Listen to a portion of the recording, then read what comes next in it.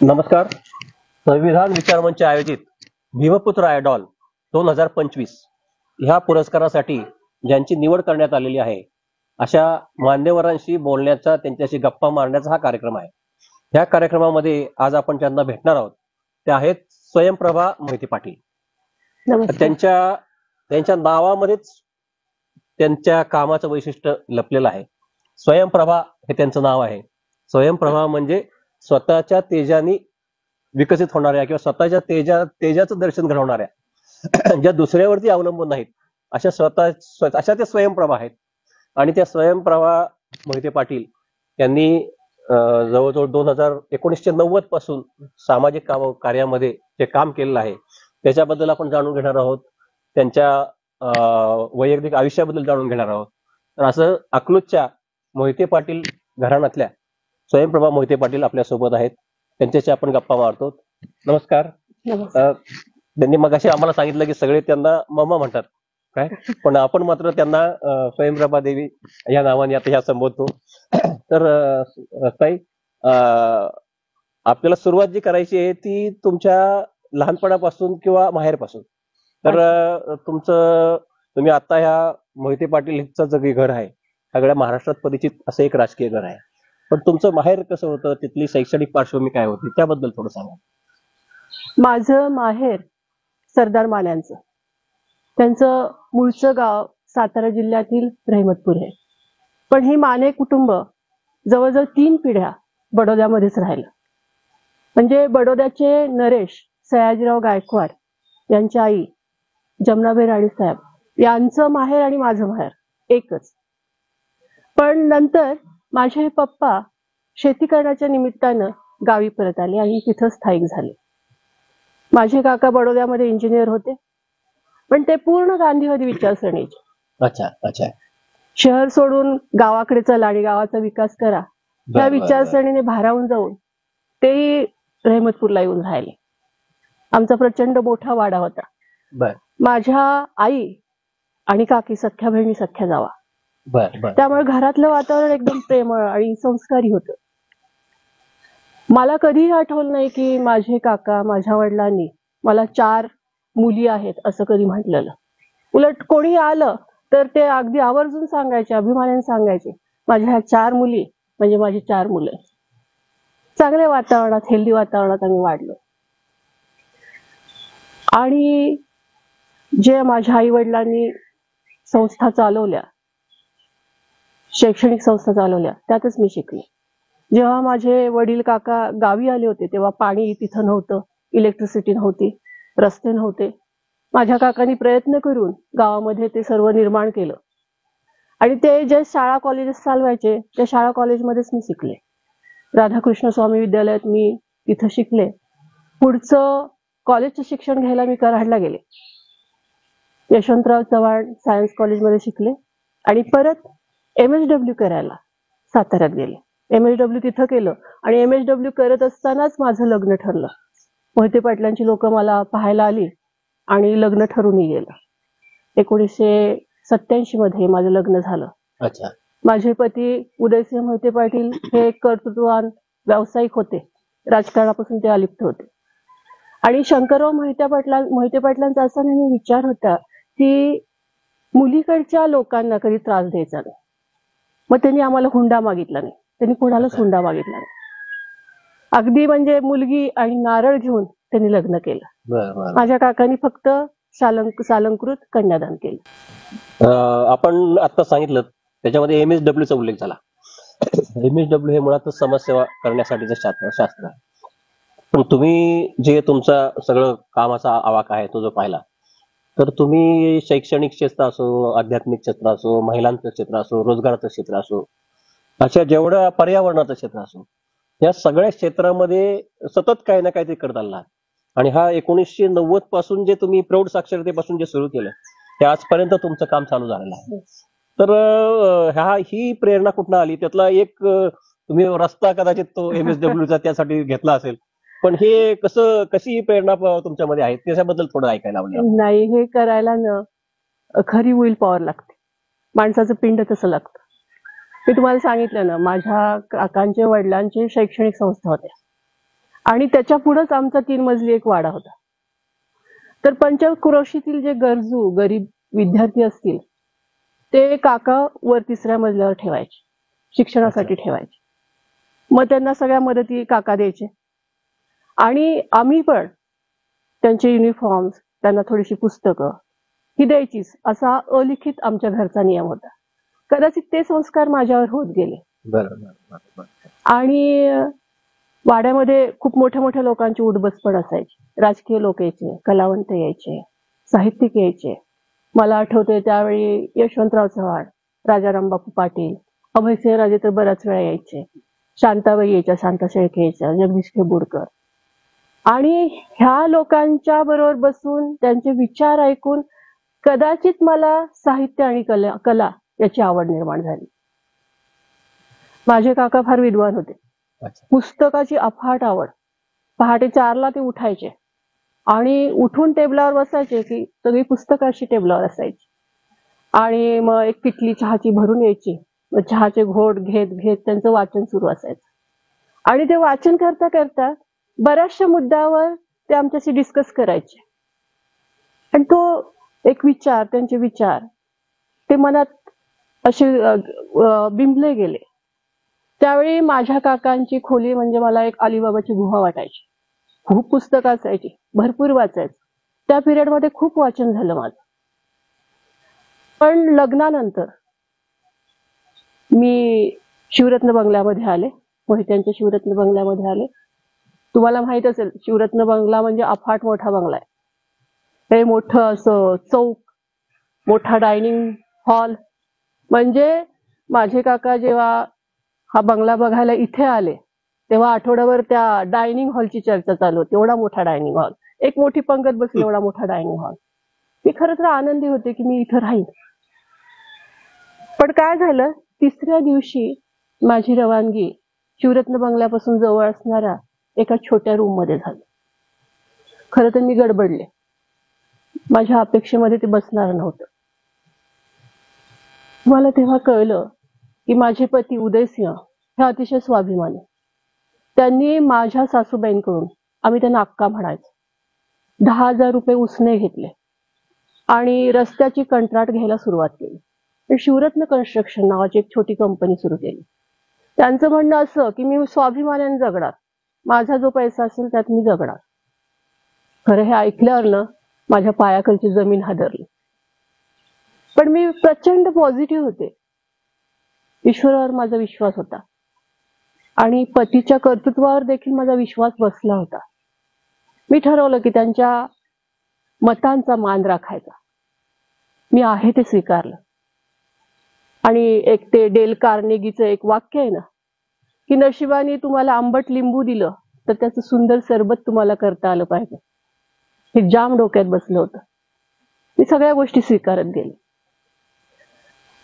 नंतर काय झालंय, त्या रूमच्या अवतीभवती असं काहीच नव्हतं.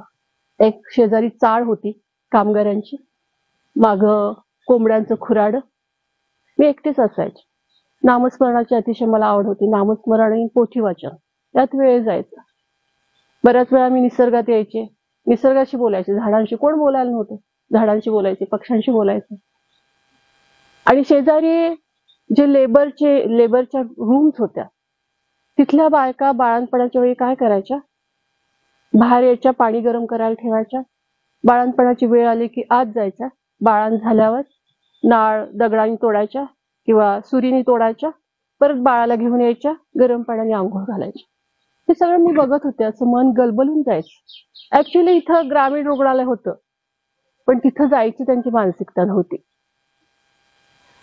मी जिथं जिथं जाईन, बाहेर गेले की मी ह्या विषयावर बोलत राहायचे. आरोग्य, वृक्षारोपण, स्वच्छता, जे सामाजिक प्रश्न आहे त्याच्यावर बोलत राहायचे. मला जेवढं जमेल तसं बोलत राहायचे. 1989 मध्ये माझ्या पहिल्या मुलाचा जन्म झाला. त्यावेळी ह्या बाळाला सांभाळायला एक छोटी मुलगी घरामध्ये आली. खरं ह्या कामगार वस्त्यांमध्ये ह्या मुली अशिक्षितच राहिल्या होत्या. 9-10 वर्षाच्या मुली घरीच राहायच्या आणि आपल्या पाठची जी भावंड आहेत 2-3 वर्षाची, त्यांना कडेवर घेऊन हिंडायच्या, त्यांना सांभाळायच्या. आई वडील कामावर गेलेले असायचे. म्हणजे तिच्या नाकातून अशी दोन्हीकडून धार येत होती. मी तिला आरोग्यविषयी टीप दिल्या, स्वच्छतेचं सगळं समजून सांगितलं आणि तिला घरी शिकवायला सुरुवात केली. तिच्यासाठी पाटी आणली, पुस्तकं आणली, तिला घरी शिकवायला सुरुवात केली. आणि तिचं बघून आजूबाजूच्या वस्तीतली मुलं पण आमच्या घराच्या तिथं लॉनवर येऊन बसायची, त्यांना शिकवायची. त्यांचं बघून प्रौढ बायका यायला लागल्या, त्यांना शिकवायला लागले. असं करून प्रचंड बायका शिकून निघाल्या. मग मी वाड्या वस्त्यामध्ये प्रौढ साक्षरतेचे वर्ग सुरू केले रात्रीचे आणि बऱ्याचशा बायका प्रौढ साक्षर वर्गामध्ये शिकल्या. मोठी क्रांती झाल्यासारखी झाली. महिला बाहेर पडल्या. मग अंधश्रद्धा निर्मूलनाचे पथनाट्य बसवायचे, इतर सामाजिक प्रश्न त्याच्यात घ्यायचो, गावोगावी जायचो, तिथं त्याचं सादरीकरण व्हायचं. मला घराच्या बाहेर पडायचं होतं, पण घराचा उंबरठा ओलांडणं माझ्या दृष्टीने फार अवघड होतं. कारण काय झालं, त्यावेळी माझ्या घरातल्या, आमच्या घरातल्या स्त्रिया बाहेर पडत नव्हत्या. म्हणजे जेव्हा शंकरराव मोहिते पाटील होते तेव्हा अक्का, माझ्या सासूबाई, त्या सभांना पण जायच्या, पण त्यांच्या पश्चात महिला बाहेर पडत नव्हत्या. म्हणजे उंबरठा ओलांडणं मोठं जिकरीचं काम होतं. समाजासाठी काहीतरी करायची माझी इच्छा होती. असं म्हणतात ना, आयुष्य हे 3 पानाने लिहिलेलं असतं. पहिलं आणि शेवटचं पान हे ईश्वर लिहितो आणि मधलं पान जे चांगल्या कर्माचं ते आपण लिहायचं. पण हे पान लिहायला मला संधी तरी मिळायला पाहिजे होती. मी ह्या संधीची वाट बघत होती. आणि अचानक एक दिवशी माझे पती मला म्हटले की तुला आता प्रताप क्रीडा मंडळाचं महिला अध्यक्ष व्हायचं. आणि प्रताप क्रीडा मंडळाचे महिला अध्यक्ष झाल्यावर मात्र मी परत कधीही मागं वळून बघितलं नाही. अखंड आणि प्रचंड अशी सामाजिक मोठी मोठी कामं माझ्याकडून झाली. ते ईश्वराचे धन्यवादच मानायला पाहिजे त्याच्याबद्दल. आता स्वयंप्रभा देवींनी जसं सांगितलं तसं त्यांचं काम हे प्रौढ साक्षरतेपासून सुरू झालं. नंतर अंधश्रद्धा निर्मूलन त्याचं काम त्यांनी केलं. प्रताप क्रीडा मंडळापाशी अध्यक्षपद मिळाल्यानंतर खूप जोरामध्ये त्यांचं काम सुरू झालं. त्यांना एक एक्सपोजर मिळालं. त्याच्यामध्ये त्यांनी घेतलेल्या कामाची खूप मोठी यादी आहे.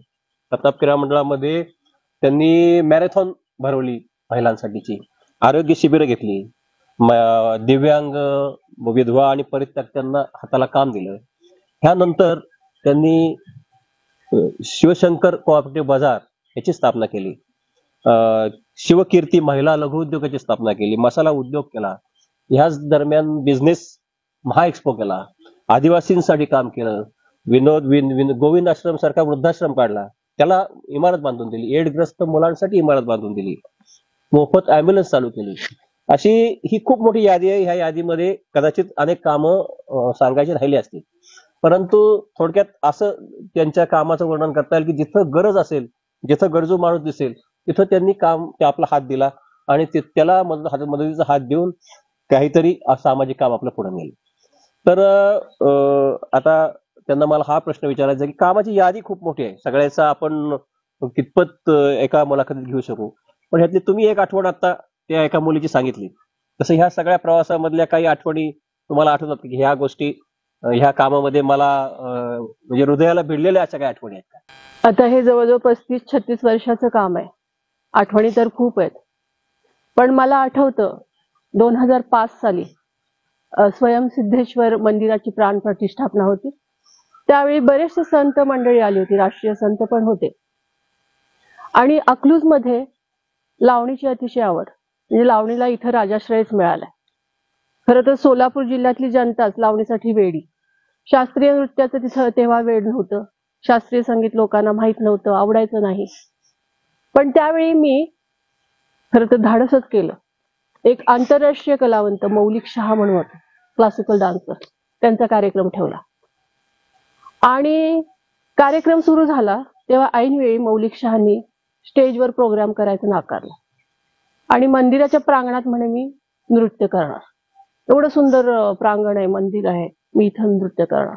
सगळे लाईट्सचे फोकस त्यांनी वळवले आणि मंदिराकडे वळवले. नृत्य सुरू झालं. अतिशय अलौकिक असं ते दृश्य होतं. अजंठा एलोराचा आपण महोत्सव बघतो ना, तसं वाटत होतं. आणि काय झालं, थोड्या वेळाने हळूहळू एक एक एक एक एक एक लोक उठून जायला लागले. मला एवढं टेन्शन आलं. खरं तो त्या कलावंताचा, एवढा मोठ्या कलावंताचा तो अपमान होता. काय करायचं मला कळलंच नाही. काही संतांची ही गोष्ट लक्षात आली. त्यांनी काय केलं, पटदिशी ते जाणार होते, लवकर जाणार होते, ते थांबले आणि प्रेक्षकांच्या मागं खुर्च्या टाकून बसले.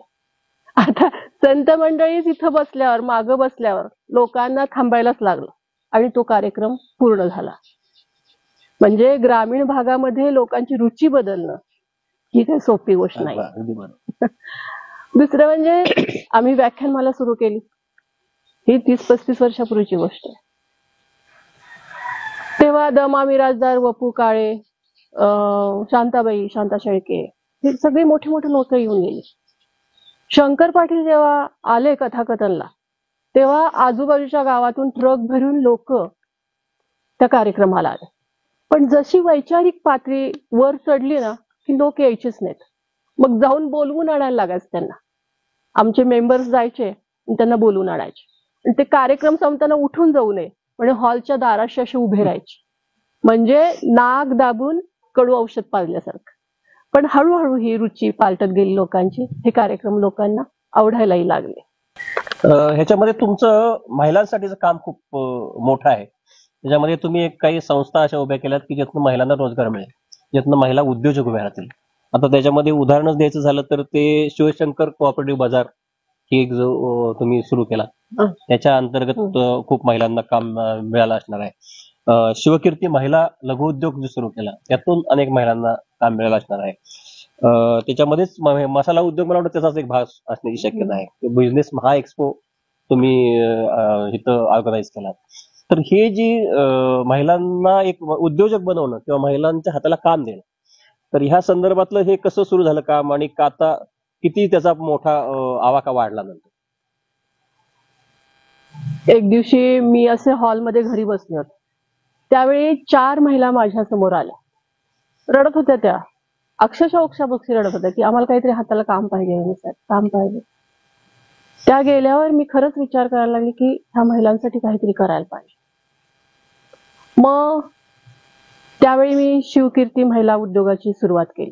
पण त्याच्या आधी 1995 साली साहेब असताना आम्ही शिवशंकर बाजार कोऑपरेटिव्ह शॉपची सुरुवात केली. त्याच्या 9 शाखा आहेत, 15 डिपार्टमेंट्स आहेत त्याचे, आणि जवळजवळ 150-200 कामगार तिथं काम करतात. बऱ्याचशा अनाथ परित्यक्त्या स्त्रिया तिथं काम करतात. जवळजवळ त्याचा आता टर्नओव्हर 90 कोटी आहे. चांगला टर्नओव्हर आहे. त्याच्यानंतर मी शिवकीर्ती महिला उद्योग सुरू केले. त्याच्यासाठी आम्ही मोफत लघु उद्योग शिकवायचो. मी महिलांना सांगायचे की बाबांनो, तुम्हाला गरज आहे तुमच्या मुलांची फी भरायची, तर तुम्ही तुमची मंगळसूत्र तोडू नका.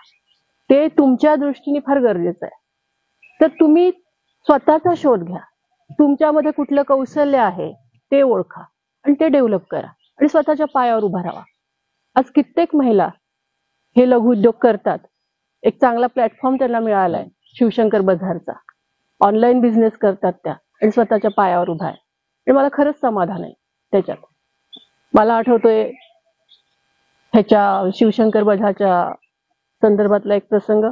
जेव्हा शिवशंकर बाजार आम्ही सुरुवात केला तेव्हा एक परचेस ऑफिसर होता. त्यामुळे मला पण परचेसिंगला जायला लागायचं, होलसेल परचेसिंगला. मला वाटायचं की आपल्या भागातल्या लोकांना पुणा मुंबई सारखा माल मिळावा. सगळेच काही जाऊ शकत नाहीत पुणा मुंबईला. मग हे सगळं परचेसिंग केलं, ट्रान्सपोर्टला माल टाकला की काही माल मी माझ्या गाडीत टाकायचे. त्यावेळी इतका माल असायचा की मी त्याच्यात दिसायचे पण नाही.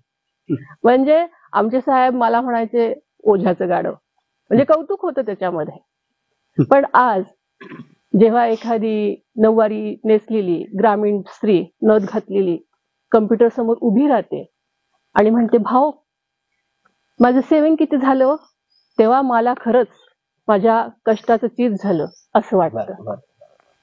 स्वयंप्रभा देवींच्या कामाला एक आध्यात्मिक बैठक आहे. त्यांच्या सगळा जो त्यांनी नामस्मरणाचा उल्लेख केला, त्या नामस्मरणापासून त्यांना पुढे आध्यात्मिक काही गुरु मिळाले. त्यांच्या माध्यमातून त्यांचा एक आध्यात्मिक प्रवास तेव्हापासून जो सुरू झाला तो आजही सुरू आहे. ह्या आध्यात्मिक प्रवासातला एक टप्पा म्हणजे श्री क्षेत्र आनंदी गणेश ह्या सगळ्या धार्मिक स्थळाची निर्मिती. कुठलंही धार्मिक स्थळ हे एक सार्वजनिक ठिकाण असतं आणि कुणालाही येऊन तिथं आपल्याला मनाला मानसिक शांती मिळण्यासाठी माणूस तिथे जातो.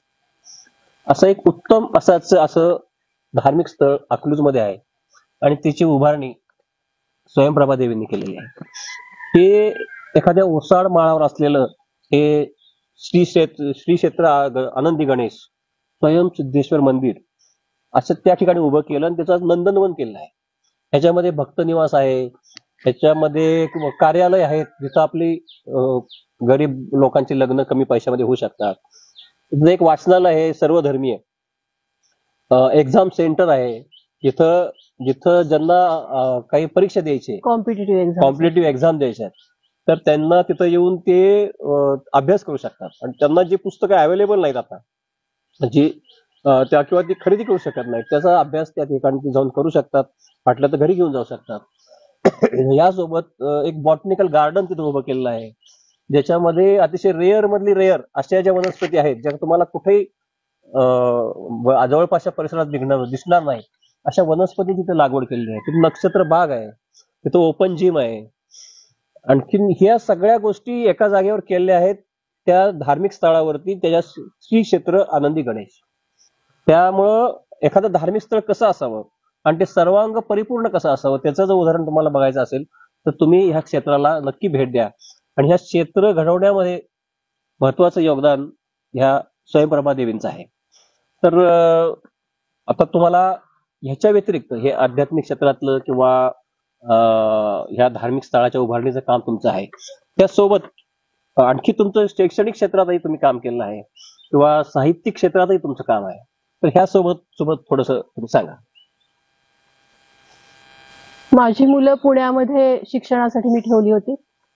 मला वाटायचं पुण्यासारखं दर्जेदार शिक्षण इथं पण ह्या भागामध्ये असावं. सर्व पालकांना ते परवडण्यासारखं नव्हतं. मग मी पुण्यामध्ये कुठलाही शैक्षणिक चांगला एखादा उपक्रम सुरू झाला, जसं अबॅकस, लिंगापोन, स्मार्ट स्टडी, की लगेच आम्ही इथं सुरू करायचं. पुण्यामध्ये काही सुरू झालं, दोरीवरचा मलखांब, 30-35 वर्षापूर्वीची ही गोष्ट आहे. महिलांचं बँड पथक, म्युझिकल योगा, हे सगळं आम्ही इथं लगेच चालू करायचं आणि आमचं बघून इतर शाळा आम्हाला फॉलो करत होते. तेव्हा एक इंग्लिश मीडियम स्कूल मी पाहत होते, त्याची थोडीफार बांधणी, केजी सेक्शन आम्ही लोकवर्गणीतून उभा केला, त्यामध्ये आम्ही पैसे घातले, स्टँडर्ड ऑफ एज्युकेशन उंचवण्याचा प्रयत्न केला. काही बऱ्याचशा शाळा अशा मागास होत्या, 30-35% असे रिझल्ट होते, त्या मी ताब्यात घेतल्या आणि त्याचे रिझल्ट प्रयत्न करून 90-95% घालवले. एकूण एज्युकेशनच्या दृष्टीने स्टँडर्ड वाढवायचा मी प्रयत्न केला. त्यावेळी मी नर्सिंग कॉलेज पण पाहत होते. जवळजवळ 12 साली आम्ही जेनेरिक शॉप सुरू केलं, जेनेरिक मेडिसिन शॉप 2-3 सुरू केली. म्हणजे आता आलंय ते समजा ते त्यावेळी केलं, 12 साली केलं. पण जेनेरिक मेडिसिन म्हणजे काय हे लोकांना माहित नव्हतं. मग मी नर्सिंगच्या मुलांना घेऊन अवेअरनेस प्रोग्राम राबवला. माझे पती त्यावेळी सिरियस होते मंगेशकर हॉस्पिटलमध्ये. त्यांनी सांगितलं हे काम तू करायचंय. साहेब तिकडं हॉस्पिटलमध्ये, मी मात्र हे मुलांना घेऊन घरोघरी अवेअरनेस प्रोग्राम राबवला आणि काही दिवसांनी जेनेरिक मेडिसिनची विक्री पण वाढली.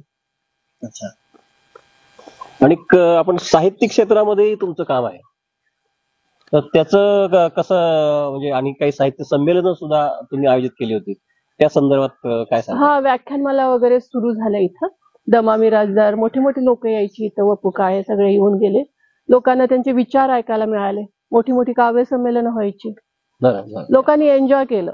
आणि माळशिरस तालुका साहित्य मंचाची स्थापना झाली.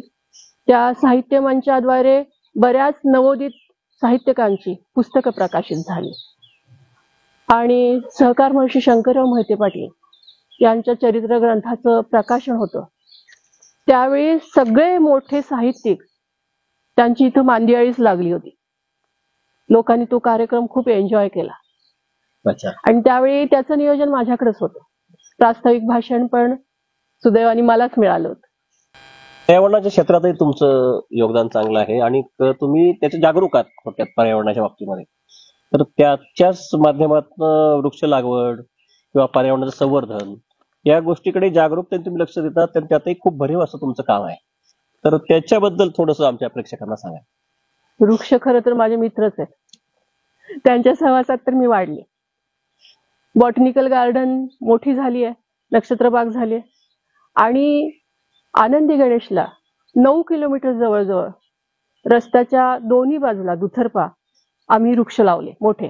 कोणाचीही मदत न घेता स्वतः पाणी घालून ते वाढवले. आज इतकं छान तो परिसर दिसतोय, म्हणजे एखादं कोकण असल्यासारखा. वाळवंटी तो भाग सगळा पाणी कमी, पण अक्षरशः कोकण महाबळेश्वर असल्यासारखा तो भाग झालाय. डोंगर उतारणीवरचा मोठा आवाका लक्षात घेऊन सीड बॉल्स टाकून फुलवलेला तो परिसर आहे. आता बघा एखादं जंगल असल्यासारखं ते दिसतंय. मी सर्व महिला पुरुषांना तिथं सांगायचे की बाबांनो, तुमच्या म्हातारपणी तुमचा मुलगा तुम्हाला सावली देईल, निवारा देईल, हे काही सांगता येत नाही. पण तुम्ही लावलेला वृक्ष तो मात्र नक्की तुम्हाला सावली देईल. आता स्वयंप्रभा देवींचा आणखी एक उपक्रम जो संपूर्ण तालुक्यामध्ये उत्स्फूर्तपणे साजरा केला गेला किंवा राबवला गेला तो म्हणजे स्वच्छता मोहीम. एका भारताच्या स्वातंत्र्य दिनी केवळ म्हणजे देशभक्तीवरची गाणी न ऐकता आपल्या परिसराची स्वच्छता करण्याचं त्यांनी ठरवलं आणि त्यांनी ठरवलं म्हणून सगळ्या तालुक्यातल्या मुलांनी ते काम हातात घेतलं आणि खूप मोठा स्वच्छता मोहीम त्या वेळेस राबवली गेली. तो प्रसंग जरा आम्हाला सांगा. ह्या परिसरामधून निरामाई वाहते. निरामाई किती पवित्र अशी नदी, जीवनदायिनी. पण लोकांनी इतकी घाण केली होती, कडेला सगळी घाण होती. मग शिवकीर्ती युवा मंचाची मुलं, प्रताप क्रीडा मंडळाचे सर्व कार्यकर्ते त्यांनी जणू विडाच उचलला की नीरा नदीला साफ करायचं. मग 15 ऑगस्ट जवळ होता. 15 ऑगस्ट आम्ही फ्लॅग होस्टिंग केलं, निरामाईची ओटी भरली आणि स्वच्छतेला सुरुवात केली. आमचं बघून जिथं जिथं ब्रांचेस होत्या शिवकीर्तीच्या सगळे मुलं स्त्री पुरुष बाहेर पडले आणि मग मंदिरांची, समाधीची, नद्या नाल्यांची सगळीकडची सफाई झाली. खूप प्रचंड असा मोठा कार्यक्रम झाला, सुंदर कार्यक्रम झाला. ती एक ऊर्जा असते. आपण काही करणार नसतो, ते एक टीम वर्क असतं, पण त्याला ऊर्जा ती वरून येते. बरोबर. पण तो अशा पद्धतीचा खूप मोठा आणि वेगळा कार्यक्रम झाला आणि त्याच्यासाठी कुणालाही फार सांगावं लागलं नाही. एक फक्त सुरुवात झाली आणि त्यांनी सुरुवात केली म्हणून अख्ख्या तालुक्यामध्ये तो स्वच्छता मोहीम राबली. हे फार रेअर आणि खूप चांगलं उदाहरण आहे. आणखी एक थोडासा वेगळा प्रश्न तुम्हाला विचारायचा आहे मला, की तुम्ही एका राजकीय प्रतिष्ठित घरामधल्या महिला आहात आणि अशा ह्याचा एक फायदाच असा असतो, असा एक निगेटिव्ह भाग असा असतो की अशा महिलांना कुणाशी बोलायचं, किती बोलायचं, किती वेळ बोलायचं, अशा अनेक प्रकारच्या बंधनामधून जावं लागतं. आणि तुम्ही तर सगळा तुमचा जो आपण ऐकतोय किंवा आता ऐकला आम्ही, सर्वसामान्य लोकांसोबत तुम्ही दिसता, वेगवेगळ्या घटकातल्या लोकांसोबत दिसता. तर हा एक कसं काय तुम्ही जमवून आणलं, याच्याबद्दल थोडस सांगा. खरं अवघड होती ती गोष्ट. सीमेवर जाऊन देशासाठी प्राणाचं बलिदान करणं हे एक गोल्डन वर्क आहे. पण देशामध्येच राहून सामाजिक जाणीवा जपणं हे एक सिल्वर वर्क आहे. ते सिल्वर वर्क करण्याचा मी प्रयत्न केला, पण माझा पिंडच मुळात सामाजिक होता. माझी कुठलीही राजकीय अँबिशन नव्हती, महत्वाकांक्षा नव्हती. लोकांमध्ये मी सहजासहजी मिसळत होते. माझं लिमिट मी पाळत होते आणि लोकांनीही मला एक सामाजिक कार्यकर्त्या म्हणूनच स्वीकारलं. आजही मी माझ्या कामामध्ये खूप समाधानी आहे, आनंदी आहे. अच्छा. तर ह्याच्यामध्ये एक आणखी प्रश्न असा आहे की एक तर तुम्ही फार उत्तम गाता, गाण्याचा छंद तुम्हाला आहे आणि हे आम्हाला माहित असलेलं एक आहे, बाकी तुम्हाला आणखी काही असतील. पण आता ह्या सगळ्या छंदांना न्याय देता का तुम्ही, का ह्या सगळ्या तुमच्या दिनक्रमामध्ये ते सगळं मागं पडत चाललेलं आहे? खरं तर कामं खूप असतात, पण कलेशी अनुसंधान ठेवणं फार महत्वाचं असतं आणि ते अनुसंधान ठेवायचा मी प्रयत्न करते. पृथ्वी तत्वामध्ये प्रत्येक अंशामध्ये मी ईश्वर खरं तर बघते. आणि मग त्या ईश्वराला आळवायला एका स्वराची, एका सुराची गरज असते. आणि मग मी तो सूर माझ्या अंतःकरणामध्ये शोधते, तो आतून यायला लागतो. त्याला फारशा रियाजाची गरज लागत नाही. आणि त्यामुळं कला इज इक्वल टू ईश्वर इज इक्वल टू अनुसंधान इज इक्वल टू आनंद, असं ते समीकरण आहे. अगदी अगदी बरोबर. फार फार तुम्ही छान सांगितलं बरं का. आता ह्या मुलाखतीच्या शेवटी आता आपण एक भीमपुत्र अवॉर्ड हे आपण करतो आहोत, त्याच्यात तुम्ही सन्मानित पुरस्कारचे आहात. ह्या ओकेजन वरती किंवा ह्या आयोजनावरती जे कोणी लोक येणार आहेत किंवा तुमच्या मार्फत आपल्याला युवकांना, महिलांना, समाजातल्या सर्व थरातल्या लोकांना आपण काय संदेश देऊ शकता? संदेश देण्या एवढी काही मी मोठी नाही, पण आयुष्यामध्ये किती संकट आली, अडचणी आल्या तर रडू नका. जास्त यशाने जमीन सोडून उडू नका. चालताना एक पाय मागे जातो, तोच परत पुढे पडणार आहे, हे पण लक्षात ठेवा. ईश्वराने हात दिले, पाय दिले, बुद्धी दिली, त्याचा चांगल्या कर्मासाठी उपयोग करा. मुखामध्ये राम ठेवा, हातामध्ये काम ठेवा. यश तुमचंच आहे, हेही लक्षात ठेवा. अगदी छान. स्वयंप्रभा देवींनी अतिशय सुंदर असा संदेश दिलेला आहे, जो प्रत्येक व्यक्तीने आपल्या आयुष्यामध्ये आचरला पाहिजे. आणि खूप चांगल्या पद्धतीची आपली आजची ही चर्चा झाली. आणि मला नक्की 100% जाणीव आहे की त्यांचं ज्या कामाचा जो सगळा आवाका आहे तो एखाद्या मुलाखतीमध्ये आपण पूर्ण करू शकत नाही, परंतु किमान तुम्हाला ह्यातून त्यांच्या कामाची थोडीशी ओळख तरी झाली असेल असं मला नक्की वाटतं. आणि ह्या मुलाखतीसाठी स्वयंप्रभा देवींनी आपल्याला वेळ दिला त्याबद्दल मी त्यांचे मनपूर्वक आभार मानतो. आणि आपण हा कार्यक्रम थांबूया. धन्यवाद.